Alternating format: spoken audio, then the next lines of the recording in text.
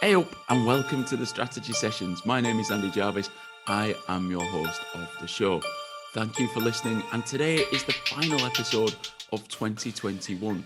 Antonia Cross is my guest. She is the Head of Marketing and Communications at Caring in Bristol, a charity that works with homeless people and does some amazing work in and around the Bristol area to help bring hope and light to people who are homeless around there.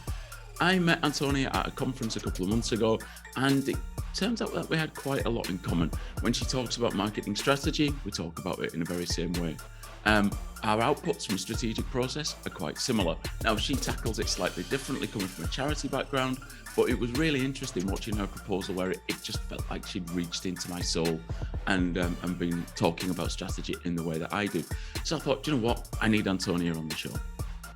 Thank you for listening in 2021. We started off this year with Letty Galdon talking A New Hope, that episode was called, because in season 1 I gave every episode a name, and I've run through a number of guests doing lots of different things this year. We will, of course, put out a roundup email between Christmas and New Year, so just in case you're missing me and my croaky voice today, then you can have a listen and charge up your podcasts while you're hiding in the office, catching up with some work, or just avoiding eating cheese with your friends and family. So whatever it is you're doing, I hope you have a happy Christmas and a wonderful New Year. And this episode with Caring in Bristol and Antonia is coming up now. I do, at several points, make appeals for you, if you can, to donate something to Caring in Bristol. And this is another one of those appeals.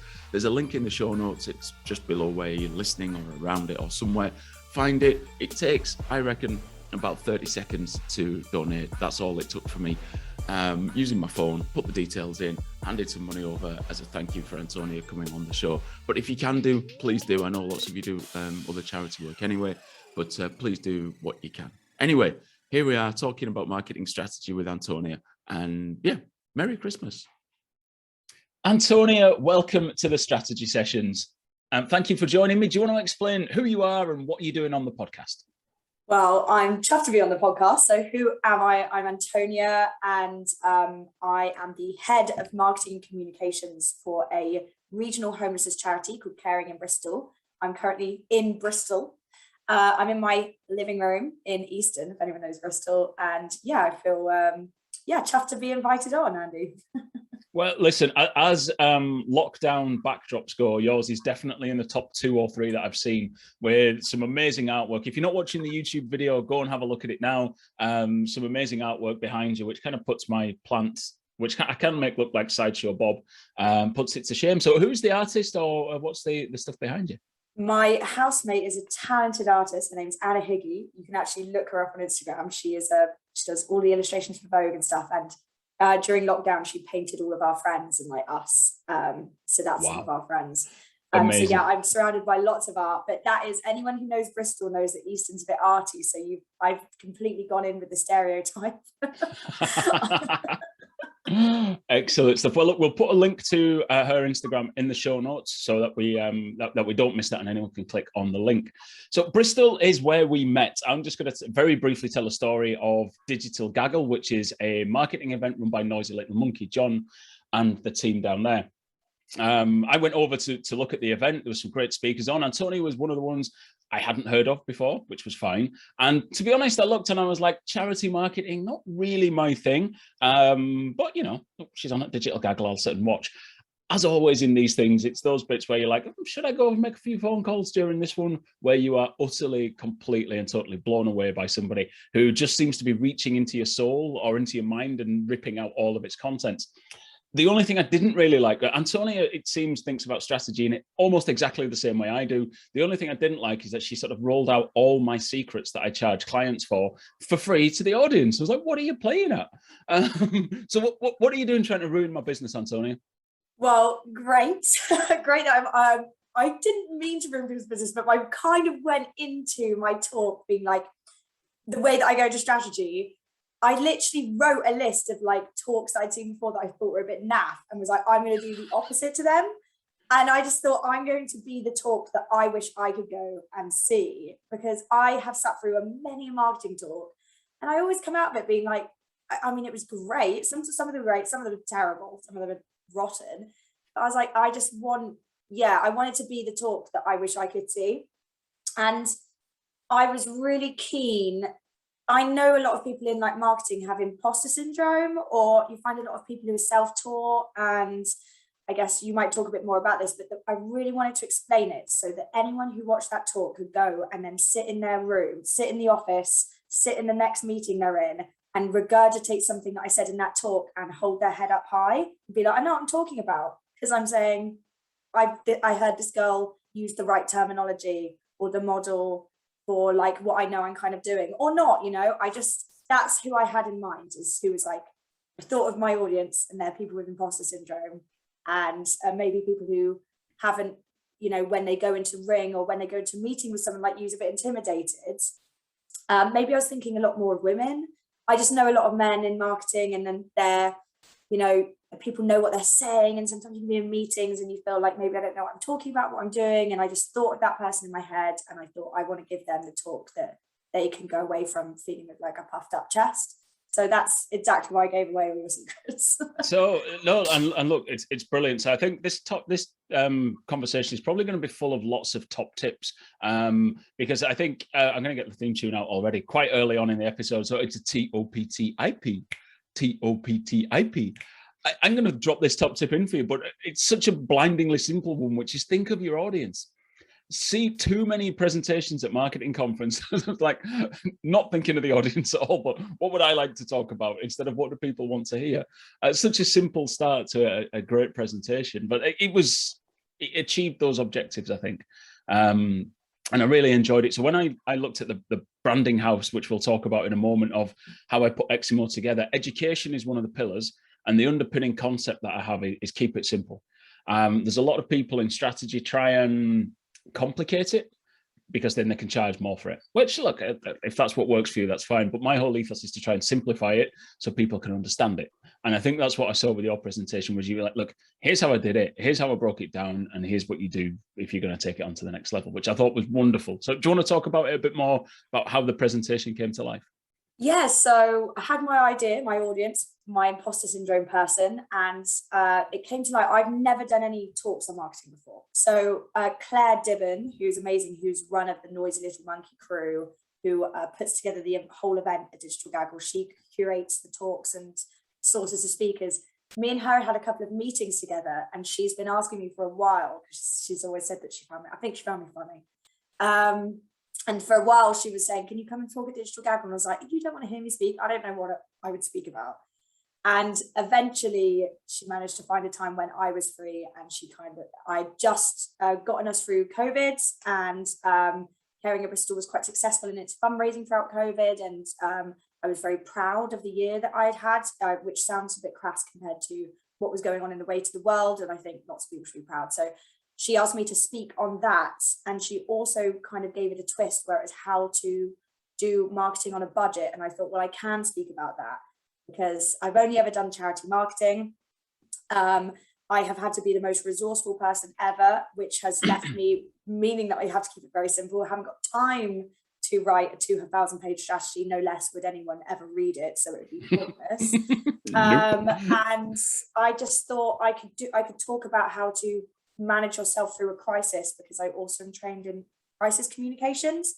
So there was like a perfect axis of I can talk about how to market, how to adjust your marketing strategy throughout a crisis on a budget.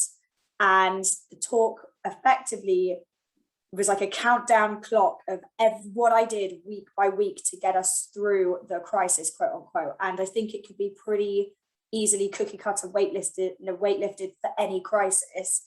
And I wanted to show people step by step, here's what I did one by one. And I counted it down by week.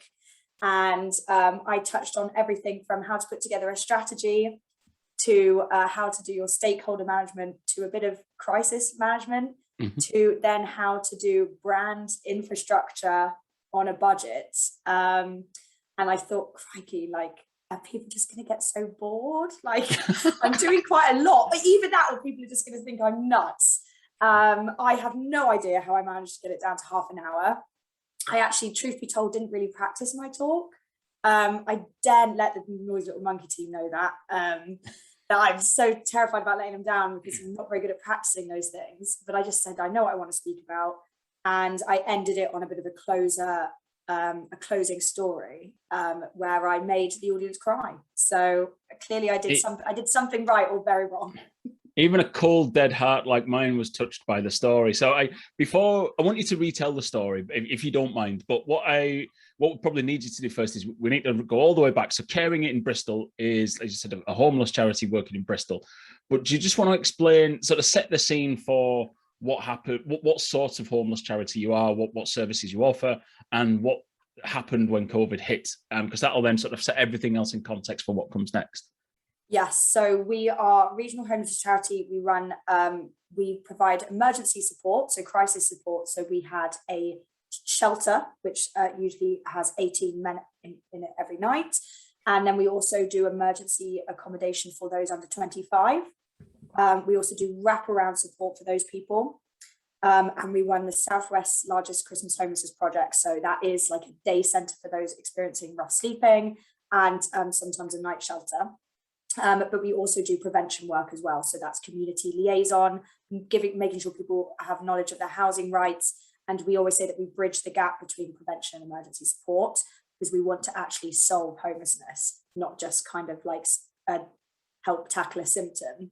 Mm-hmm. And we also do a lot of campaigning work and work with our local councillors and MPs and mayoral team to make sure that there's effective budget for that kind of thing. So we had a couple of unique challenges during COVID, and that was that our clients are incredibly vulnerable. They are more likely to suffer with chronic health conditions, not to mention how do you isolate when you don't have a home? Mm-hmm. And so they're extremely vulnerable to COVID and couldn't do any of the mitigating risks, anything to help mitigate COVID, which was everyone else was locking down. Another thing that people didn't realise was that a lot of services for those who are rough sleeping are voluntary. So churches going out, community groups, those kind of things that get people from day to day will run by volunteers who are isolated. So they lost a big safety net. And another challenge is organisationally, we run using unrestricted income. So that's voluntary income. We don't have statutory income. So we don't take big, large grants from the council or from the government. We rely on people's amazing donations of £1 to £100, because we believe that financial strategy allows us to be the most agile to the needs of our community.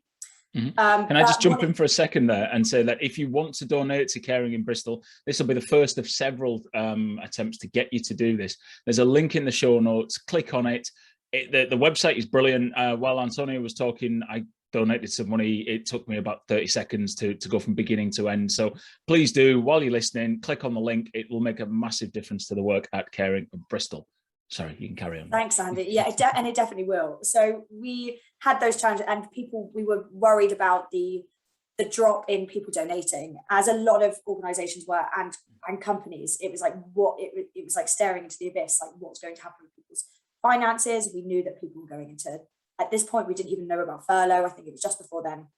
So we had these challenges in front of us. And I worked out pretty quickly that we needed to have a bit of a stronger sail on our ship, to put it. So in a very Bristol terminology. Yeah. What does that even mean? A stronger sail on the ship? As I was saying that, I was like, that's not even a phrase. I liked it. Let's go with it. Let's run with it. So I worked out pretty quickly that, and not to mention anyone who was in communications and marketing at the first week of March, second week of March, third week of March, it started becoming very pertinent. Who are we talking to? What are we getting out there? What are we doing? You became quite a linchpin in your organization for how you were like talking to your audiences or how you were navigating yourself externally. So I knew with a bit of like insight, or I was becoming aware, a lot of charities, no less the bigger charities that have millions to spend, were starting to do emergency appeals, trying to get attention for, rightly so, for their vulnerable clients or for the people they were advocating for or for their services that were at risk, but also now under complete pressure.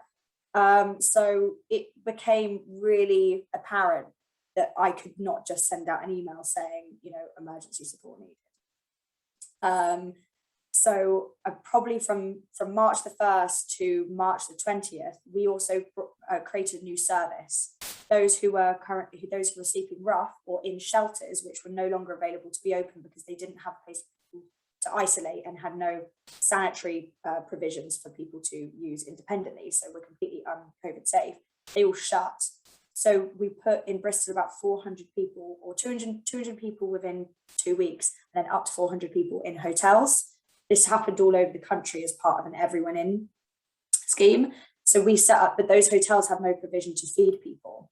So we set up something called Cheers Drive, which is a Bristol phrase, within 10 days, which got food from restaurants and served those three meals a day to those who are staying in hotels. So we also then had another weight of financial need. Yeah. So I had to do something pretty like bold. And yeah, but it was, so my strategy, I don't know where, do you want me to start? I almost want to retell the talk somewhat. Yeah, so, but look, I think what's amazing there is I think back to that time myself, and I didn't do anything, right? First of all, I thought it might be over in about 6 weeks. So I was like, don't worry, I don't need to do much. But secondly, looking back, it whacked me really, really hard. I got stuck in England instead of being able to get back to Ireland. And it took me over a week to be able to get home because all the flights were cancelled. And lots of other things happened in and around that time. And I was kept away from my daughter for a couple of weeks. And, you know, there was a fear around it and everything started to sort of fall apart. And I remember now looking back, I didn't help anybody. I just tried my best to help myself get through it, which was a situation I think a lot of people are in. So when I heard your story of how this sort of crisis started coming and you went to war, I mean, I went into hiding, you went to war. I was like, this is amazing. I mean, it's great resilience, not just you, I mean, the whole organization as well was an amazing story. So you got into a place where you're firefighting, there's lots of things changing. Every day the news brought something new and different, right? But you're at the same time going, well, all our money comes from donations. How do we keep the lights on? Because everything else is starting to gum up a little bit in the system. So what was your approach to that initially? So I went back to, I've always had a pretty kind of clear strategic aims. And I said these to anyone who was, going to read them out. I said these to absolutely everyone at I said these aims to the three main aims. I'm going to have to start that again. So I started off with going back to our strategy. I'm very aware that strategy is quite daunting for people. So I've made our strategy really regurgitatable so that everyone in our organization knows what it is. And I have three clear aims for our marketing and communications function.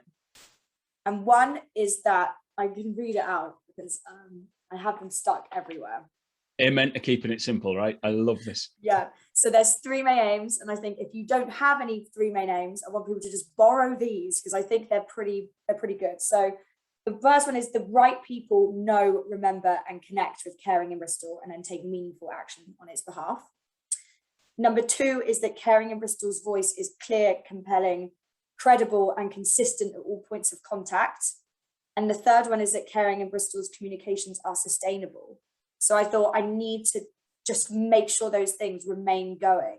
Obviously, an outcome of those three outputs is income generation. Mm-hmm. So they were really pertinent that we kept those things up. But it was like, how do I just do those aims? It's like when everything that I usually do to kind of keep to those three aims has been kind of wiped away. I had some initial kind of outputs that I was doing for like press, digital, brand, and marketing that were going to feed into all of those three aims for the year, but loads of them just got wiped off the face of the earth. So instead what I did was, so we have an emergent strategy, and I'd like to maybe just explain that for a bit. So I'm being really reductionist, and I know that there's going to be purists out there who are going to tell me that I'm completely being too reductive, but when push comes to shove, it's good to just be really simple. So in my eyes, there are kind of two main streams of strategy, a deliberate one and an emergent one. And a deliberate one being that you have considered outputs that are kind of, I kind of described it as if you run a greengrocers, a deliberate strategy and you want more money. So you run a greengrocers and you want your greengrocers to make more money. A deliberate strategy is that you want people to come in and buy more than they necessarily need or wanted to, and you will make more money. aka you are then going to put fruit in bundles, so people don't just buy one banana, they have to buy banana, apple and orange, or people don't just, you sell bananas in bunches rather than as a single. So that will make you more money. And an emergent strategy is I run a greengrocers, and I want the greengrocers to make more money. But I'm going to do that by being the most inviting, accessible greengrocers on the street. And then people will love me so much that they will come to my shop more and spend more money, and I'll make more money. There's really, I don't think that there's a better one than the other one. I really wanted to make that clear when I was talking to people. Different courses, different horses, different organizations need different things. There are pros and cons of both. Maybe within your organization, you might have some things that are deliberate and some things that are emergent. That's completely fine. But we have an emergent marketing communication strategy for our organization. I believe that made us quite agile and flexible. And I do believe that is one of the reasons why we were able to kind of like thrive. There were some aspects in our communications that thrived for the past year. And it's because nothing could knock it off course, because we knew that we had our three main aims. And then I came up with what I call the pillars of response. So I had my strategy, and that week I did a bit of research, and I effectively asked our volunteers. We have a very good mailing list of about 6,000 volunteers and very engaged individuals. I just went out to them and I said, how would you like a local charity to act? And I also asked people on Instagram and Twitter, and I just asked within our organization, I said, what do you think we do? And I got back some similar themes. And effectively the aspirational themes were to be active, responsive, bold and relevant. And there was a slight competitive strategy to that, and maybe this was slightly callous. I knew that some people were going to not be able to be as active and bold and responsive and relevant, and that was just the nature of the beast. And that is no discredit to the amazing work that they do, but I knew that if we were having to make, we were going to have to fundraise in a competitive environment, it might look advantageous for us to kind of stick to those pillars. So I'd done my kind of bit of qualitative research. I'd kind of siphoned it down to, talking to our staff about it. So I then had my three aims with my pillars of response. And I thought, I just need to make sure that anything I do is active, responsive, bold and relevant, and everything I do meets those aims. And I think, so what you've probably got at the minute is people who maybe signed up to the podcast when JP Castlin was on a couple of weeks ago, and JP works in strategy with huge companies. And you mentioned one thing, I think, where he sort of added on tens of millions of dollars of shareholder value by some work that they've done, which is fantastic. And people who kind of operate in that world are probably sort of screaming into their handset or their computer at the minute going, sending out an email to 6,000 people and questions on Instagram is not research.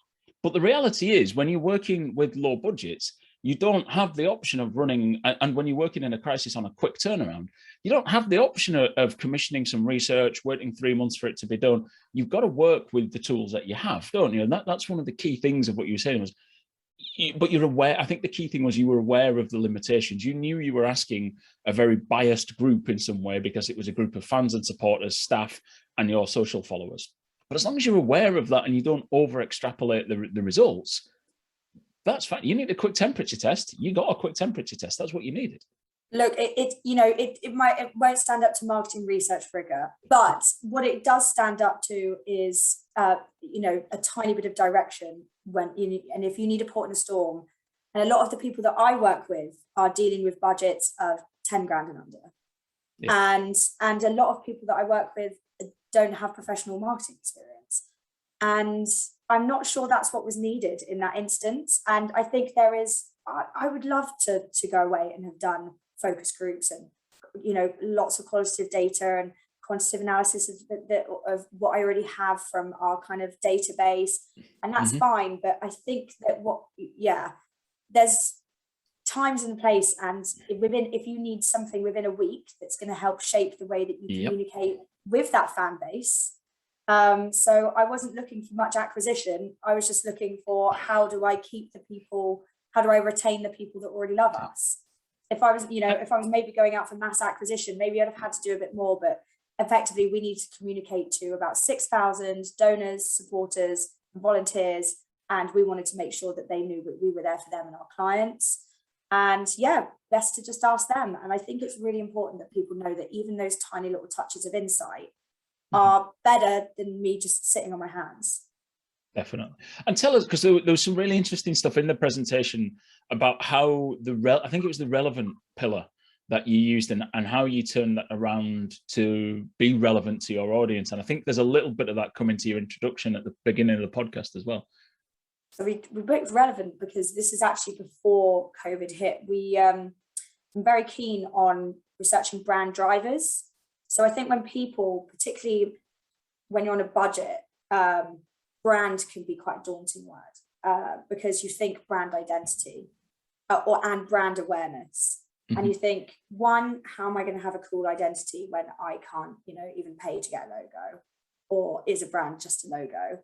And two, brand awareness, how am I going to be, so-and-so Pepsi when they've got, when they're spending millions in the area? So I find those they're two big assumptions and things that people are scared about when you're a one-man band in an organization that turns over around 20 to 500 grand. So you've got I'm talking to those people, and brand drivers are effectively, rather than brand awareness, you would obviously kind of question your focus groups about whether or not they can conflate you or misinterpret you as another brand, or what, would I be able to recognize that brand without any information about them? They're the kind of things that you would maybe look for in a very reductive way. The brand drivers is more like, why would you pick us? And they're quite important. So working in homelessness, when you kind of do a bit of brand awareness research about what a homelessness charity does, it's very easy to conflate us with other organizations. We're doing the same thing. We're trying to help the same group of people in certain similar ways. And to be completely honest, we don't want to be doing anything too much different. We know what helps our clients. And I hope there's a lot of, consistency going on across the board, and there has to be, solve homelessness. So we found that when we just tried to do a brand awareness strategy that could be quite competitive, it sometimes was drifting us away from actually, this is what we do. So brand drivers, when I asked people like, why would you pick us? Most people came back, especially when we're in a regional market. We have several other homelessness action groups, both small, both large. We've got some nationals in there that are all fundraising and talking to the same group of quite small donor pool, really. People said that they would pick us because of how relevant we are. So we get crisis and shelter who are amazing. I really respect. I think they're brilliant, but they don't have stuff in Bristol. The crisis doesn't work in Bristol. They spend millions of pounds fundraising in Bristol. And so I was constantly thinking, fuck, how the hell does my 10.5 grand Christmas appeal budget match their 100 grand regional budget? When they're doing a similar thing to us. So we just had to make ourselves the most relevant. And my pitch to the team my pitch to the Digital Gaggle audience was, when you know what works for you, when you know what your brand driver is, don't be shy. That audience has given you the gift of how you can look better than anyone else. And so I just make everything the most relevant. And someone once saw, our Christmas appeal video just name drops a lot of stuff in Bristol. It's constant signifiers. If you're a Bristol person, you think, God, this is really Bristol.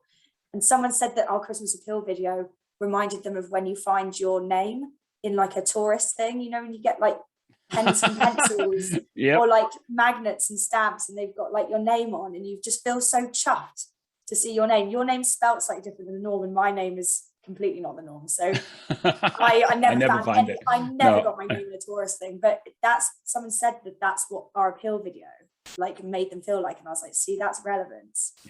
So you played the video, and the video is in the show notes. There will be a link in the show notes. I'm just writing it down. I'm not ignoring your promise.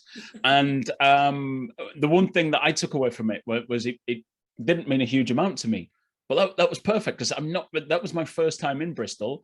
I didn't know the places you mentioned. I didn't recognize the landmarks. I'd literally got off a flight, got the bus in, and walked into the event. So it meant nothing to me. But that was perfect, right? Because you're not trying to be for everyone. You're not trying to fundraise in Belfast or in Liverpool.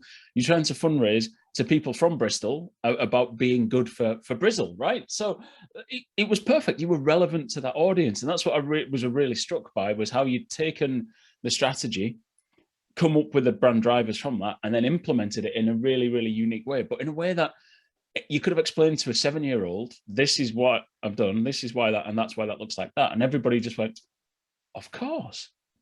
Which I've learned over the years, when people go, of course, that means you've nailed it with the strategy. I used to think that people, when people said, oh, that's really obvious, I used to take that as an insult. I was like, excuse me, I brought my magnificent brain in here. How dare you say that's obvious? And now I'm like, no, this is it, isn't it? When people go, yes, I get it, bing, that's when you've ticked the box and you've nailed it. And I think again, my other thing is, when you're on a budget, so you've not got much resource, it can be really easy to think of the big wide world that haven't heard about you and try and sing and dance for that big wide world, and you neglect the people who do know about you. And I made that mistake in the past. I used to be really acquisition focused, and when you've not got much money, it's not, and I appreciate that is better for other people, different companies, and being acquisition minded is, you have to give and take, and it has to be a part of that. But yeah. I worked out that retention was the best strategy for us always, and had the best value for money. And at the end of the day, we're taking donations off people to market ourselves. I can't be just throwing money away, because I really want people to notice me that are never going to care. Yeah. And I kind of taken that a bit of political science as well, because I remember, do you remember the Corbyn years? Yes. I got really wrapped up into it. Of course, I'm Bristol, we listen to the podcast, but I remembered hearing a political podcast. It was about rallies. And when you go to a rally and you go to a Jeremy Corbyn rally and you're at Glastonbury and he's on the main stage, everyone's screaming Corbyn, and you think, God, this guy's going to win. And he's not going to win. He's going to win by a fucking landslide. It's going to be the biggest election win in history. Yeah, but he's not. He's just preaching to the right room. Everyone outside of the rooms doesn't give a shit about the bloke. Never heard of him, don't like him. When they do hear about him, they're like, so I think you want to find your rally.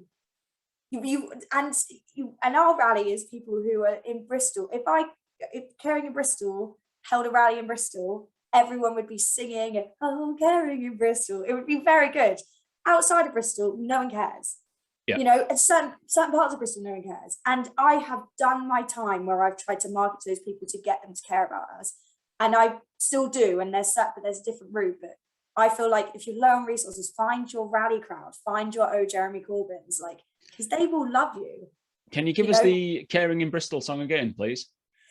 Oh, Caring in Bristol. There we go. If you're not singing along to this, you're heartless already. Oh, Caring in Bristol. I think I did that for a while, and I think it can be really easy to try and I think in an organization. Yeah, you do. And I think when you look at the figures in your organization, I'm not going to ask you to share them, but you start to become aware of you're at different times, aren't you, in the organizational's life cycle. Sometimes you can take longer bets and think, right, we can maybe try and recruit some new customers. Other times you just know you need to hit a revenue number, because if you don't, the lights go off and the doors shut. And at that point, you just have to go deep with the people you know. So it's all about, that's part of the strategy, where you're looking around to see what the landscape looks like before you decide where you're going to go. And what you've seen is, we need to go narrow and deep with the people who we know and who know us.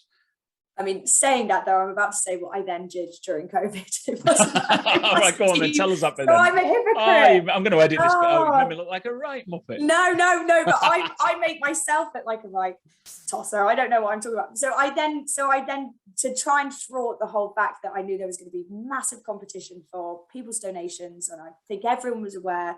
If you're kind of in a certain amount, or you're in a certain target audience, I'm sure you saw I'm sure you got peppered with lots of emergency appeals and charities, and that's, because they need your support.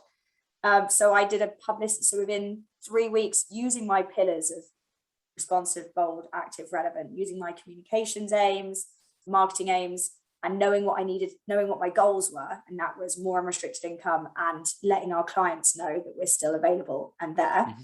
And because lots of charities were closing, we were getting lots of emails from supporters going, are you closed? Are you closed? So I needed to tell people we were still active, make sure our clients knew we were still active and there was support for them. and raise money. So I put on a publicity stunt where I took over about, I think, 2,000 billboards. I took over all the billboards for one company in Bristol, a company that we've got a long-standing relationship with. And this is a bit of brand infrastructure, because this company's called Out of Hand, and they're brilliant, and I'm happy to speak about them because they're fantastic. They do art, like arts appeals, kind of like arts and community billboards all over Bristol. They rang me up the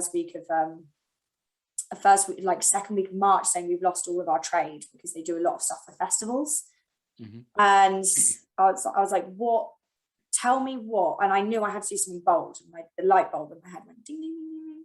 I said to them, I was like, tell me what we can pay you to keep you afloat for the next 2 months or next 3 months. He said, you and one staff member. He said, £5,000. I said, I'll pay you £5,000, but I want all your billboards for 2 months. He was like, deal. So we spent £5,775 on an appeal that became a publicity stunt that made 65 grand in 2 to 3 weeks. Wow. So we took over all of the posters, and the best thing about them was it was a clickbait.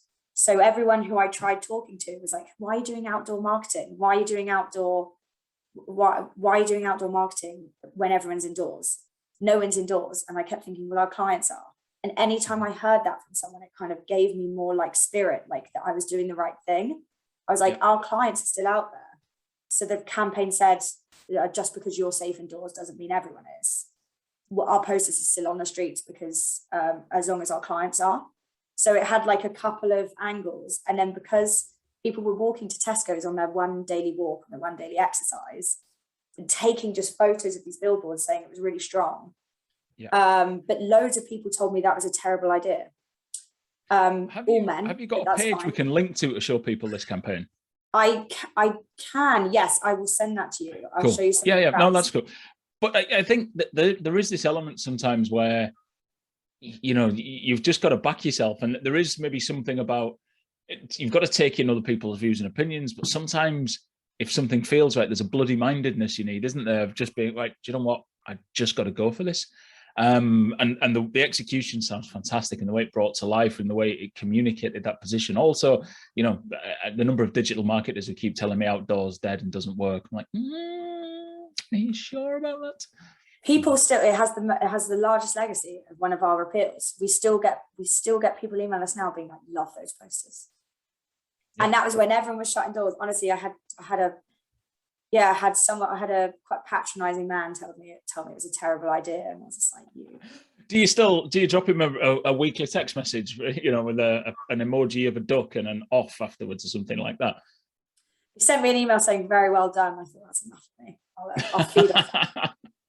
So there's two interesting things that you've mentioned that you skipped over in your presentation, and you're likely to skip over now unless I hold you to account on them. And they're kind of two elements of the same thing. And it's the value of building the ark before it starts raining, right? And what I mean by that is, you mentioned about your 6,000 active email subscribers.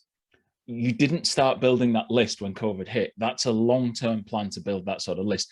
And not only to have it, but to keep them engaged and to get the right messages to them and to talk to them. You know, the billboard infrastructure company probably put that phone call out to a number of people, but only the ones who they knew well enough to ring and go, we're fucked. And can we work together to help? Now, that's because over time, you've built a relationship with them where they felt comfortable to be able to do that. That's an underrated skill, isn't it? But, you know, it's not making the right calls once. And I don't want to kind of overplay strategy and how difficult it can be, but that's about making the right calls over and over again over a period of time that you've done to get you into that position where all of those things are ready. You know, all the ducks are in a row, because at the moment you needed them, you'd done all the spade work in the last 2, 3, 4 years. I think that's you know, people go, oh, it was lucky that happened. There was no luck in that, right? This is years of hard work got you to this position. Well, I'm a big sucker for sending thank you cards to people. I give that as my tip. That's one of my tips. Okay, let's hold on. We've got a TOPTIP. TOPTIP. Go. Send thank you cards to absolutely everyone who does anything for you. I send thank you cards like the clappers. And I also always turn up to meetings with a box of chocolates. I things have fallen in my favor. Don't want to say. Do you remember, like, whose name do you remember? She's just a chocolate girl, but yes, ring that girl. Yeah. Really big at making contacts, really, really important, especially in a regional environment, especially if you're on a budget. And I'm not saying on a budget that you can ask people for free favors. Is another thing that I've never done. I always try to take Caring in Bristol as a charity from being needy to be needed.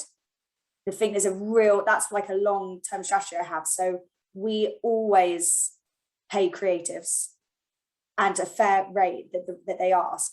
So a lot of what if you see me do like a creative marketing appeal, you best believe I have paid that videographer, that illustrator, that everyone. They have been sent a thank you card. They have been honored as a freelancer.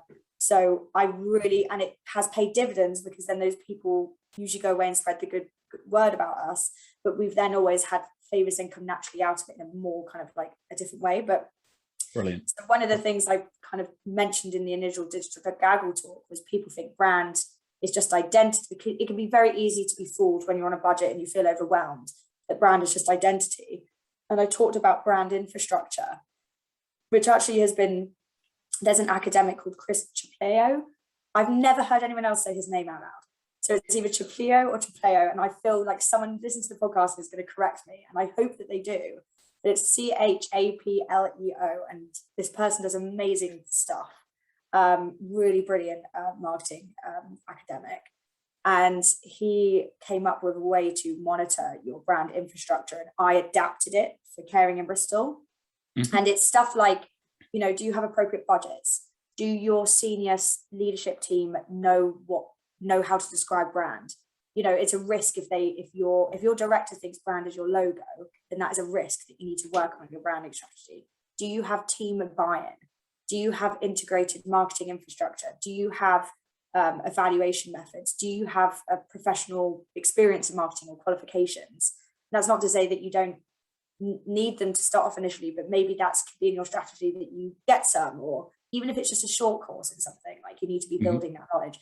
So I kind of have this grid of things that I rate us on, and they've gone into my brand strategy, and it's all about its infrastructure. Loads of those things are free. Teaching your senior leadership team that brand isn't just logo, and in fact it's like the aggregate weight of everything that you're externally putting out in the world, of how people understand you, and is beyond identity. It's beyond just regurgitating values. I think brand infrastructure is processes in place at every step of the way that you are monitoring and evaluating to lead you to a certain direction. And I was really chuffed to be able to say that. And that's actually one of the things that people after the talk mainly came up to me about, that I had changed their opinion on brand. I was like, God, that's cool. Because I just stole someone else's idea. So listen, great artists and all that. So and look, I think what you did with that, and we'll get a link to that in the show notes as well, but it was a really, we probably don't have the time to dissect it in properly, but it was a really interesting way of just flagging up where your potential concerns might be and giving you a direction to go and solve those problems before they become bigger problems. I thought that was really useful. And like you said, when you're on massive budgets, you bring in a consultancy to sort that out. You've just got to play every instrument in the orchestra, and this was a really nice, easy way, but also robust as well, of being able to pull all that together. So let's fast forward a little bit towards the sort of you hit the campaign that got you 65 grand from a $5,000 investment. What looking back, what was the overall kind of COVID pandemic like from a fundraising perspective, not from a personal perspective and how it impacted the clients, but from a fundraising and marketing perspective, what was the overall picture? From a fundraising perspective, it was really tricky. We had, it was a really volatile external environment with little means to be able to plan. So usually, if you're being quite strategic with your fundraising, you can target people based on so not their income, but their expenditure. Mm-hmm. And how do you monitor, that we had some people who had more, some people who were sat at home and had more money to give. Certain audiences that usually neglected, like maybe people in their 20s, were really we're donating more than they ever have done. But then it was also, but at the same time, you had another cohort of people in their 20s who were completely stripped of any job autonomy, freedom. And it was because it was so disparate and how people experienced it was hard to target the usual audiences that had been traditionally considered maybe fundraising bread and butter. That, and then there's maybe ethical questions about who you might want to consider targeting. Maybe you're being completely inclusive or exclusive, and I think it became a pretty exclusive environment. There were lots of people who just really didn't have that means. So I think there was, I know a lot of charities really struggled. Statutory income, so say that you usually go with grants or trusts, say that you usually get fundraising from the government, like where is that going to go? Is that going to be siphoned somewhere else? Grants and trusts did quite well. We had quite a good environment in the UK of big grant funders who were private grants being more loose with funds than they had been previously. So kind of fast tracking donations. That was quite good, but it was a really tricky environment, and I had to kind of look inside myself a lot the entire way. Kind of it really threw up in the air a lot of the usual stuff that I've done. And I think maybe that's a good thing, because, how dare I get complacent about who's going to donate to us? Like it's an insult. So I think what's happened is the past year I've certainly scratched that. And I think that maybe is a good thing. Yeah, and which seems like a perfect jumping off point to remind everyone that there is a link in the show notes to donate to Caring in Bristol. Any amount from £1, a tenner, 20, whatever you can afford, please do try and donate. And if you've got a local charity as well, I'm sure you won't mind me saying, if you've got local charities helping homeless people, find them, chuck some money their way if you can. It does make a big, big difference. Back to the interview, you had some really simple tips for making strategy stick across an organization. So first of all, simplify, right? We often try and make this sound grand, and people hear the word strategy and they think either complicated or expensive. And there's people in my job who do this and want to make it sound complicated and expensive so they can charge more. I've said that before. But you simplify it. But what was your top tip about making it stick in terms of in your organization? Or what was your TOPTIP? 3 times in one episode. Oh yeah. Are you going to sing it with me this time, actually, Antonia? I can't. I'm not quite getting the cadence right, and I think I'm ruining it. It doesn't matter. We'll give it a go anyway. TOPTIP. Yes. There we go. Right. We get it. Cool. Sorry, go on. My top tip, and I'm showing people on YouTube, but for people on the podcast, I have it on one page, and I very clearly related to our vision, mission, and values. That's a key thing. Really created to the overall vision and strategic objectives, and I stick it everywhere. I've made it look pretty, but I have these all over the walls of our offices. So I have the one page where it's really easily broken down, and then the back page, which I stick somewhere, which is kind of just a written thing, which has some clear outputs for the year on it. But this has been pretty good. God bless you. Honestly, I love this.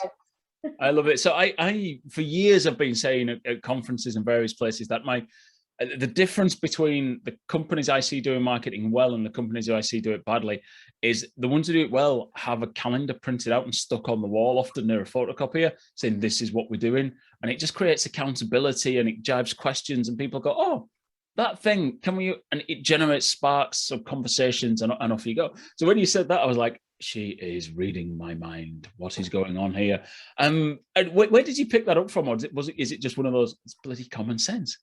I have no idea where I put that from. I just did that on gut instinct. So I'm trying to work out if I nicked it. Usually I would see it. I'm a bit of a magpie of ideas, as all good people who know what absolutely, do. And I never saw that. I made that because all the strategies I'd seen were just long booklets. And I remember I had never written a marketing strategy before a couple of years, before like 5 years ago or something. And I remember when I was first getting into the world of like marketing work, kind of inputting into someone else doing a marketing strategy. As you start your career, you're the person who feeds into it. And I remember just thinking it was all a bit naff. And I remember like seeing a strategy. I remember seeing a strategy for a charity that I worked with years ago and flicking through it like I could read it on the loo or something and just think, God, this is so long. And it actually made me overwhelmed. This is why I talk about people with imposter syndrome. I remember looking at that thinking, God, I'll never be able to put something that long together. I've not got the attention span. So But nobody has. That's the thing, isn't it? Once you work that out, it's like, who cares? Who wants this? What I had to do is I had to be really clear at Caring Bristol. Sometimes in charities, there's a real like partisan divide between those who work frontline and those who work in the back office. And I just was like, I just can't have it that if I had to do a marketing strategy for this organization, that it's only the one person marketing, me, sees it, and none of the staff that are asking me brilliant questions and are holding me to account don't have a clue what I'm doing. So I was like, I'm going to write a marketing strategy that absolutely everyone in our office, cleaner to frontline worker to support worker, who are all much smarter than me and brilliant. I can assure you of that. I've seen the work that they do with our clients that I would never be able to do.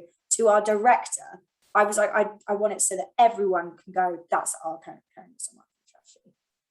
So I made it pretty close, but actually it's very clear.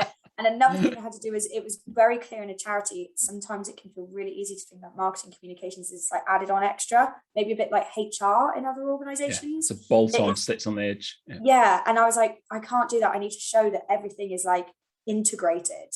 We're all going towards the same vision. You know, we can't create our vision is a city empowered to solve homelessness.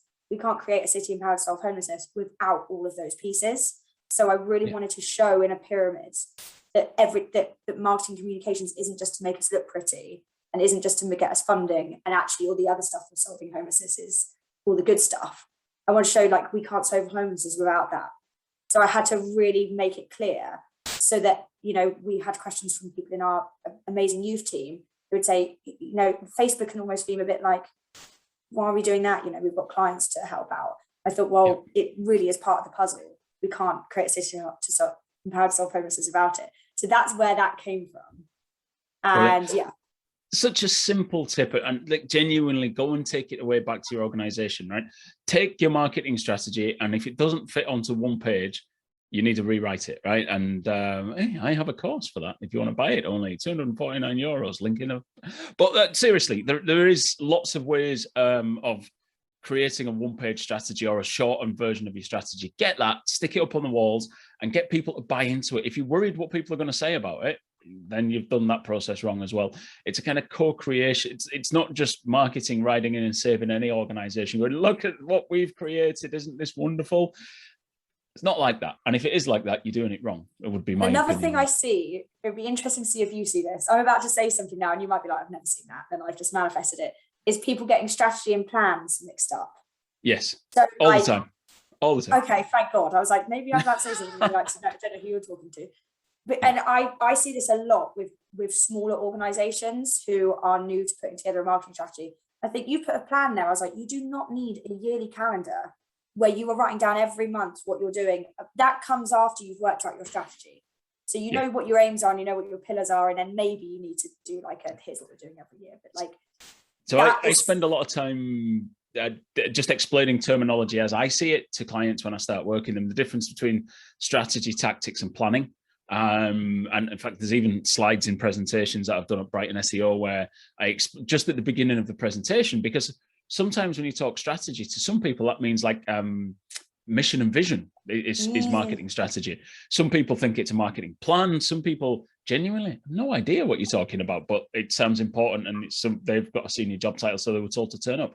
So, I talk about the difference between strategy being where you're going, tactics being how you're going to get there, and the plan being kind of the strategy, the tactics, and a calendar put together to show you what you're going to do. But you're right, that the calendar, I use a thing called Teachable because I couldn't find a better acronym for it. But basically, it's not necessarily saying, right, in January we'll do this, February we'll do this, because things change, emergent strategy, right? Things move around. I really struggle with that. I'm always asked by people, what are we doing in this time? And I'm like, well, that's not quite how we do it here because we're more emergent. I tend to give us themes and I know what we need to do at different parts of the year because that's what our audience wants. Yeah. Which is why you were reaching into my head and reaching into my soul. I actually have a quote for you. So I'm glad that I can bring this up. So I keep sketchbooks. People who know me, I find it really struggle to work on lined paper. And as soon as I worked that out, my world opened up. For years, I tried to cram myself into this person who wore shirts and worked on lined paper. And it just turned out I don't. And I felt like I was a bad person for years. And then all of a sudden I started using sketchbooks and wearing earrings that I liked. And I was like, why am I now better at things? So I found an old sketchbook and I write in here like stuff that gives me inspiration for work. And I work in Okay. And it's just a quote and it says, strategy without tactics is the slowest route to victory. And tactics without strategy is the noise before the defeat. And I've just written that ominously in a sketchbook.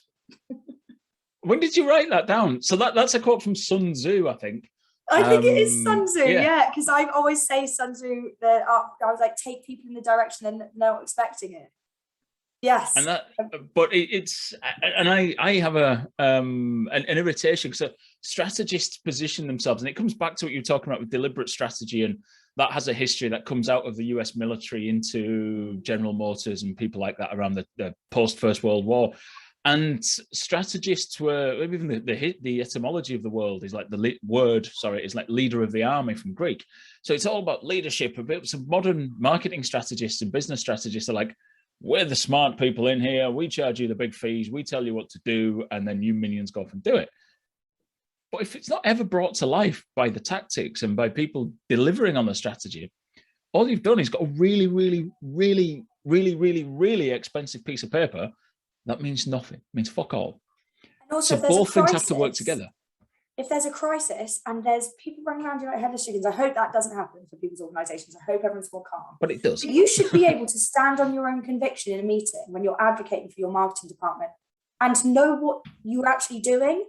So I think, like, if you're going, oh, sorry, I can't talk to you about that now. I need to go and remind myself of the strategy. You should be able to have courage in your conviction in every room that you're a representative in, that you know what you're talking about, or at least pretend to be. And I feel like I always found like when I had a big tome like strategy and other people that I couldn't accurately do that for people. And I think that's not what people need, not of me in the role that I play in my organisation anyway.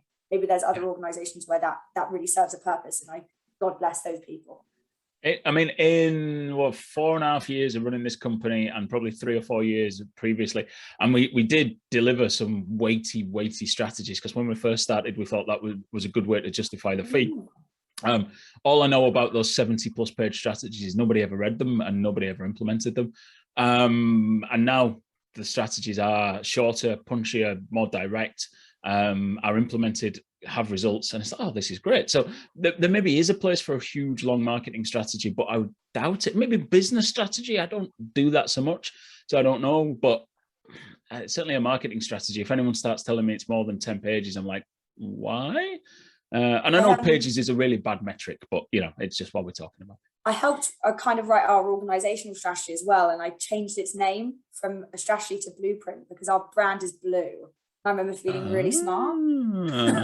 Well, you've impressed me again, Antonia. And it's really cool and interactive. And because we also had an aim in our organization where we didn't want a charity like organizational strategy that none of our staff picked up. So yeah, we made it really inviting, and it's called the Blueprint. And I remember thinking blueprint, like our brand is blue. It's about buildings. Yeah. And blueprint literally means plan to be followed. Yeah. And I remember feeling like really clever for about 2 weeks. I'm really glad that I brought this up. Listen, do you know what? I'd be feeling clever forever. I'd have built a whole conference presentation around that. Why you should call your strategy a blueprint by Andy Jarvis of XMO Marketing. And listen, I'd have rinsed that for 2 years, never mind 2 weeks. Go for it. Own it, girl. Own it. Yes. But yeah, I'm glad that I managed to bring one of my sketchbooks. So yeah, people who can't see this know that this is a very average me being in a meeting. I'm just quite a visual person, so it's different learning styles, and we could rant forever about the failures of the education system. I mean, there's a lot right with the education system, but there is a one size fits all, like you say, lined paper and order is the way to go. It's not for everybody, right? And you've shown that. So. Yeah, thanks. But while you are gloating in changing your organization's business strategy to a blueprint, let's just bring it back down with a crash landing into talk to us about when something's gone wrong. You talked about how maybe you focused on the wrong audiences, and we're doing this lovingly, obviously, so we don't want to know what you got wrong is almost irrelevant. It's what you learned from that and what you've jumped on. So tell us about some monumental cock-up that you've made at some point. Well, first of all, I made all the cock-ups.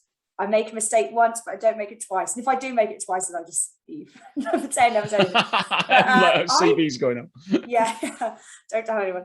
But I have one, actually, this is a good question, because I have a big cock up, and it was kind of talking about in our charity being quite disparate with frontline workers, is what people call them, people who are working directly with our clients, and then our back office staff, our marketing communications.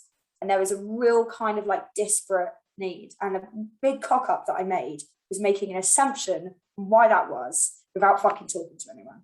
The assumption I made for a while was they just don't understand what I'm doing, which was probably a bit ego filled, or like, I don't know who I thought I was, but it was like, oh, they just don't understand what marketing is in the concept of the charity. Or like, how dare they question my need to be in my massive brain bringing this here. I mean, how dare you question me? Oh yeah. They'll rue the day that they didn't know why I was tweeting that shit meme.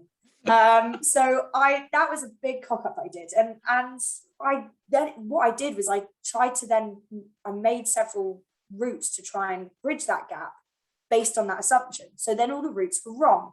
So what I did was I tried like doing like talks with people about like marketing. People just sat there going, this fucking girl telling us why she's tweeting stuff. And actually, when I talked to people, it wasn't that. What it turned out is that because I was so in and out, what I was doing is I was parachuting in and out to teams and just pissing people off. So people weren't ever like getting to know me or getting to know what I was doing. And that's when I kind of recreated our organizational internal communication to be like integrated marketing.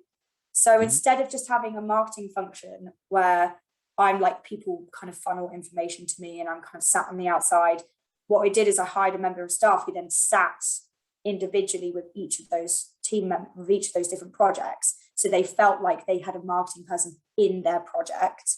And then each project got its own marketing plan, which they co-created with me.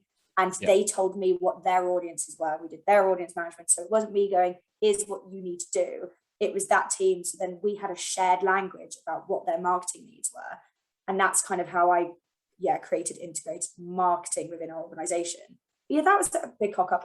I've done other things as well. I did loads of cock ups. I've also kind of, do you know about like orientation theory? It's a thing that's mainly in charity marketing, and maybe when it comes to direct marketing and fundraising, conflating a bit. No, let's go for it though. It sounds great.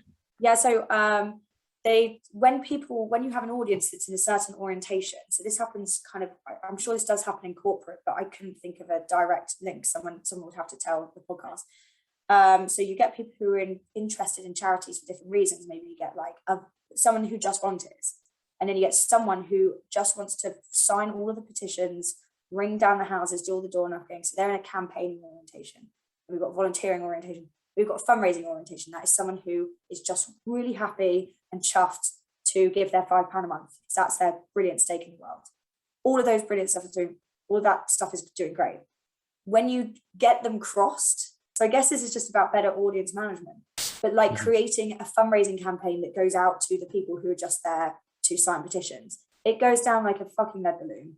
And there can be something about what I've done before is we had an appeal that didn't do so well, because what it did is it was like a really campaigning appeal. It was all about how we really need, it was all about they were going to stop the ban on evictions.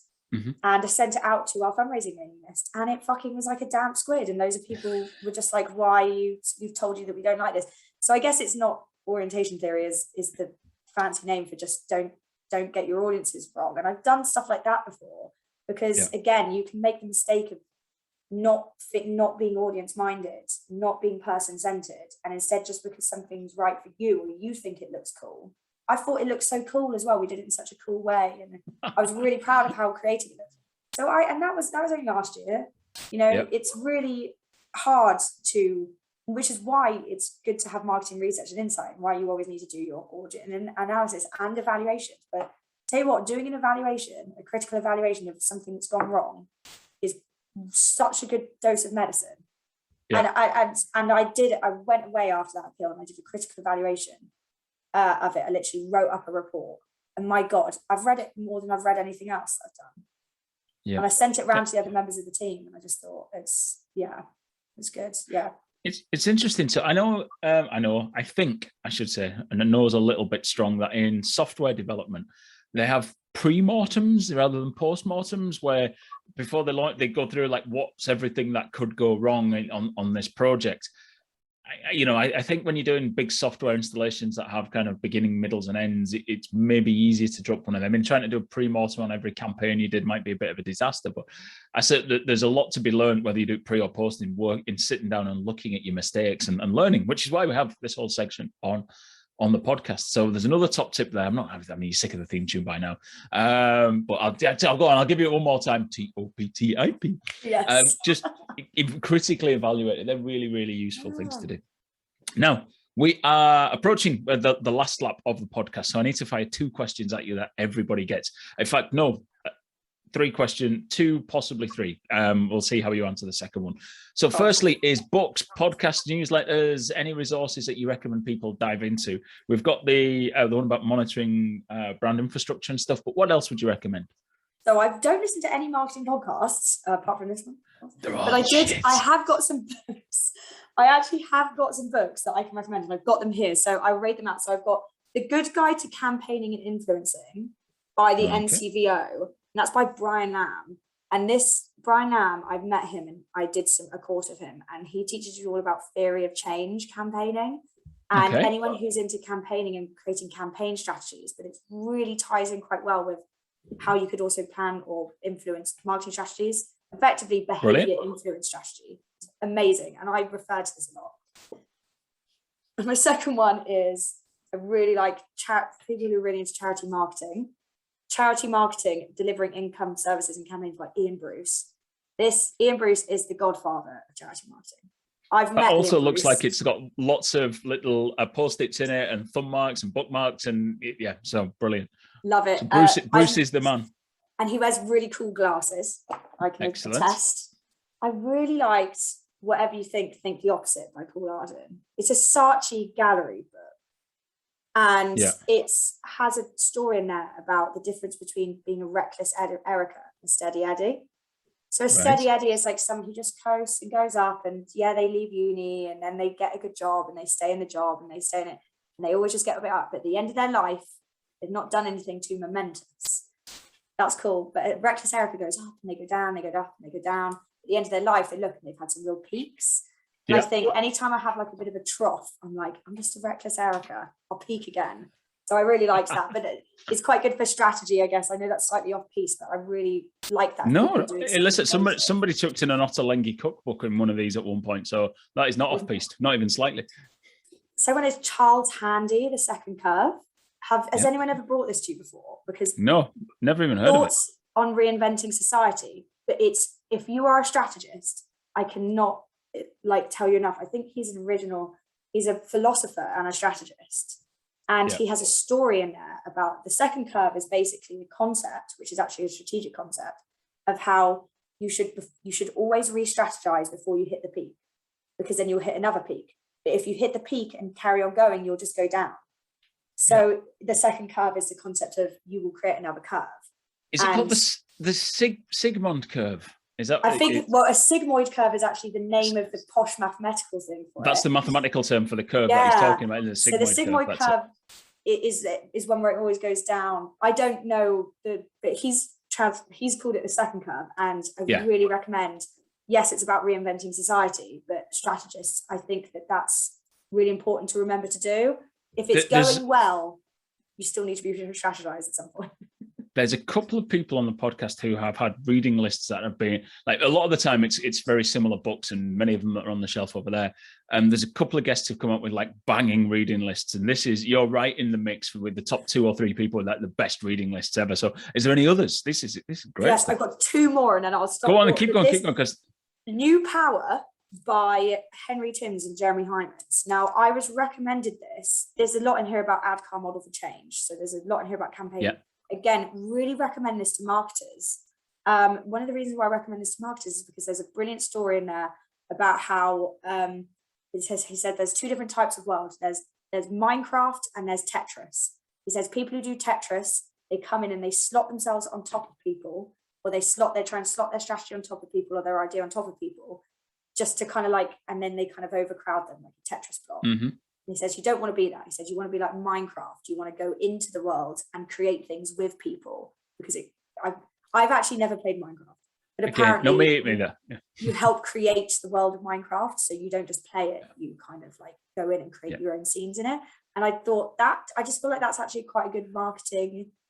Yeah, like, do you know, I've never allegory. used that analogy before, but again, get out of my head, please, because that, it's bang on. And then I have one more recommendation. If anyone is ever doing fundraising, and maybe I actually really recommend this to people, to marketers, because I think fundraisers can be seen as these kind of like twee, kind of like bucket waivers, and actually they are really brilliant marketing, communications, and PR strategists, and they are just as their ability to get in ROI on nothing is actually so impressive. And Ken Burnett, Relationship Fundraising by Ken Burnett. I think it's, some people pronounce it Ken Burnett. I don't know who's right and who's wrong, and I'm probably wrong. But this book changed my life. I'm from Yorkshire, Antonia. It's Ken Burnett, and that's it. That's the last word. There's nobody else who's most important. I said Ken Burnett in a meeting, and someone was like, "It's Ken Burnett," and I was like, "Oh my god, oh my god." I'm always saying something wrong. Ken Burnett. Anyway, so sorry, you said it changed your life. It changed my life, yeah, because for ages I used to thought the word fundraiser for a bit. I used to kind of shrug away from it because I've done a lot of fundraising. I just think, I'm not a fundraiser, I'm a marketer. And this kind of made me reclaim that power a bit. And I really recommend people who aren't into fundraising, actually, fundraisers are quite a good source of knowledge. If you want to turn £10,000 into £2 million, you're looking at fundraisers. You know, they're very good. That's alchemy. That's what that is. And they're not selling anything but hope and dreams. Like, I mean, many marketers can take 2 million quid and make it into 10,000, which is itself a I hope that I've said that. And then my final thing is, I really recommend anyone who does creative marketing. So I've always had a subscription to Vogue, and right. I am just saying, like, be a magpie of knowledge. I literally carry around sketchbooks. I see advertisements in, you know, if you want to look at advertising, you know, you don't need to sign up to the Drum. I still don't have a Drum subscription. I wish I did. I don't have enough money, but I do have a subscription to Vogue. I should probably get the Drum, but all the best advertising is in there. Yep. If you want to see adverts, look at your local magazines, and they're so creative and they know their audience. And yes, I'm going to start calling you Grandma, Antonia, because you've recommended magazines and billboards as part of this thing. And you know, there'll be people in the 20s going, "What is this pensioner talking about? I don't even know how to spell magazines." I was at go on, sorry. My kind of thing with magazines is, like, you are given like free creative energy all around. Well, not free, you know, a couple of quid. And I just honestly really can't recommend, like, I'm going to be really old now, scrapbooking. I'm always tearing stuff out of pages. I've still got inspiration. When I do my best creative work, it's because I still kind of source those ideas, like a scrapbook or like a sketchbook. I again, get out of my head. I have a folder of, now I keep mine digitally, but like if I read some old sales resources, for example. I mean, there's different folders in there. There's marketing, sales, graphics. And if I see a great campaign, I'll take a link, put it on a Word document, save it in there so I can go back for inspiration. There's probably a better way of doing it, but this works for me. But like I got some sales advice from a guy from I want to say something like 1913. He was an American guy called Emo Wheeler, I think his name is, and he's just like this classic American fella. I'll put the link in the show notes to the video of it. So you've heard the phrase "Don't sell the sizzle, sell the sausage," which was popularized. I thought it was like a quote from the 50s or 60s advertising. It's not. This guy back in 1910 or 1913 or something, and he says, "Don't sell the sizzle, sell the steak." But he's also got 4 or 5 different tips for salespeople, which is from a TV show in America back then. And I watched it once, and I was like, every one of these is absolutely perfectly relevant today. And it was, you know, it's like they always give the prospect the option between something and something else, and make the something else more expensive, so they might trade up. Never just give them the option of one thing, because then their option is buy that or leave. I'm like, oh yeah, of course. I like just 5 points of great wisdom. The oldies are the besties. All the books on charity marketing that I've read and I've really valued.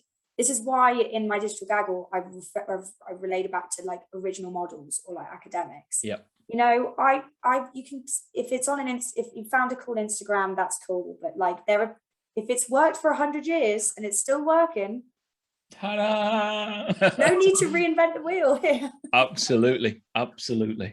So brilliant. Well, listen, my possibly last question, possibly penultimate question is, what one question were you expecting me to ask that I haven't? Oh, that's an interesting one. I kind of touched on this actually. Someone asked me this digital gaggle.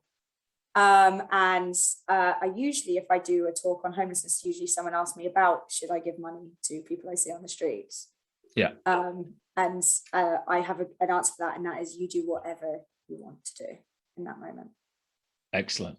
I love that. Now, that would have been a perfect place to end the interview, but I realized that there's an even more perfecter place to end this interview. So what we're going to do is a very different ending. I usually waffle and talk shit at the end and trying to make a real bad wrap up, but instead I'm going to hand over the reins to you and let you finish this episode. What I want you to do, because you mentioned it right at the beginning or early, is you had a story that you told, and it was a lovely story. So I'm going to shut up. I'm going to put my microphone on mute in case I start blubbing like I did last time. And when you finish talking, just say goodbye and wave, and I'll stop the recording there. Okay, Antonia, the floor is yours. It was all about, do you know what, you can have all the best marketing tips in the world. You know, you can have all your strategy, you can have your aims, you can have everything, and you can feel like you're glossing through things. And I really hope that for you. But when push comes to shove, and you're having a terrible day at work, and you have, you know, your back is against the wall, and you're exhausted, you need a reason to keep on going. This happens a lot when you're on a budget or in the middle of a crisis. And I just want to share with the podcast what my reason is. So Caring in Bristol run the Southwest's largest rough sleepers Christmas project. We have a day centre where people come, and it's a bit bittersweet because the bitterness is that people have nowhere else to go. So they're kind of like spending their Christmas with you and stay. But the sweetness is there's raucous laughter, people have full bellies, and also you get to see people year on year, which is actually sometimes quite sad, but actually at the same time, it's you get to check in on people, know they're okay. And in 2017 and 18, I had my Christmas lunch next to a guy called Mike, who was raucously funny and really good at cryptic crosswords. And we just laughed about the food and, you know, took the mick out of Christmas together. And when 2019 came, he just wasn't there. And I looked around the shelter for him for ages, and I'd actually got my hopes up to see him. And he just wasn't there. And do you know what? My heart just dropped. And I just thought, oh God, usually when a client doesn't turn up, it's because they, you know, some harm has come to them, or, you know, they're poorly, whatever. So Mike spends, as a bit of context, he was a rough sleeper who lived in Lee Woods. It's a woods just in Bristol. And he had an encampment there. It's really common for people who are sleeping rough to actually come to a Christmas or a winter project to seek sanctuary from the cold. So when someone doesn't come in for that sanctuary, you think, what's happened to them? And I was gutted. And then in 2020, again, we did a reduced surface, and I was asking around for him. Sometimes people know each other. I asked the referral partners if anyone had seen him, no one had seen him. Oh God, and I just really, you know, it's just really gutting. And I just really felt like something had happened to him. Then 4 weeks ago, I was walking through Broadmead, which is Bristol's High Street, and I saw someone who looks like Mike, was clean shaven, and was wearing flash clothes, and was holding hands with a woman, and he looked really happy. And my God, it was fucking Mike. And we just like walked past each other. This actually happened outside of Boots. And we kind of looked at each other, and I knew it was Mike, and he recognised me. He just tipped his hat and walked on. And I just said, my reason for doing my job is when our ex-clients ignore me in the street because they are like so over their experience. And I think about that anytime I'm just like, when push comes to shove at work, I think about more clients ignoring me, and I just think, thank God that's going to happen. Brilliant. Listen, Antonia, thank you very much for that. It's been wonderful. And yeah, donate. It's in the show notes, right? Just click the link, give some money if you can. Thank you very much for your time.